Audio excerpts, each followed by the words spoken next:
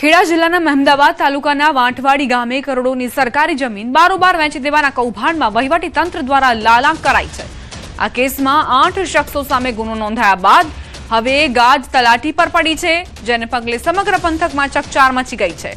તપાસનો રેલો આવતા તલાટી સસ્પેન્ડ। આ જમીન પર સિંચાઈ વિભાગની સેક્શન કોલોનીના મકાનો બનાવવામાં આવ્યા હતા। જોકે સરકારી રેકોર્ડમાં સંપાદનની એન્ટ્રીઓ અપડેટ કરવામાં થયેલી ગંભીર બેદરકારીનો લાભ ભૂમાફિયાઓએ ઉઠાવ્યો હતો। મહેમદાવાદમાં સરકારી જમીન પચાવી પાડવાનું કૌભાંડ। 1979માં સરકારે સંપાદિત કરેલી જમીનને વેચી દેવાઈ। બોગસ દસ્તાવેજોથી કરોડોની જમીન વેચી દેવાનું કૌભાંડ। નાયબ કાર્યપાલક ઇજનેરે 8 લોકો સામે ફરિયાદ નોંધાવી।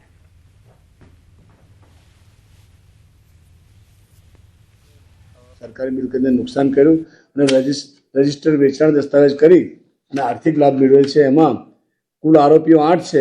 ફુલાબેન બેચરભાઈ પરમાર, ભરતકુમાર બેચરભાઈ પરમાર, વિમળાબેન બેચરભાઈ પરમાર એક જ ફેમિલીના છે।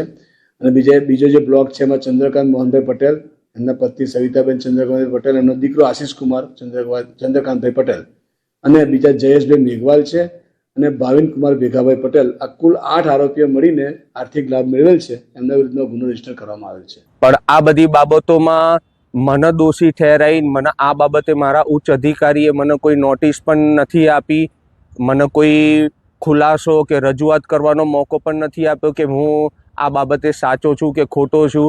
ડાયરેક્ટ મને સસ્પેન્શનનો ઓર્ડર આપ્યો। એટલે મારે મારા અધિકારીને અને સરકારશ્રીને એ રજૂઆત કરવી છે કે મને આ બાબતની રજૂઆત કરવાની પણ તક આપે। 1.5 વર્ષથી જોઉં છું કે આ તોડફોડની પ્રવૃત્તિઓ ચાલતી હતી। વચ્ચે કાટમાળ પણ ભરાઈ ગયો અને અત્યારે મેં સરદાર સરોવર નિગમનું બોર્ડ માર્યું, જાહેર નોટિસ, પણ આ જમીન તો વેચાઈ પણ ગઈ। ત્યાં સુધી કોઈ સરકાર જાગી નહીં અને હવે ઘોડા છૂટી ગયા પછી તારો મારવા આવ્યા અને આની અંદર જે પણ અંદર વ્યક્તિ સંડોવણી હોય એમને કડક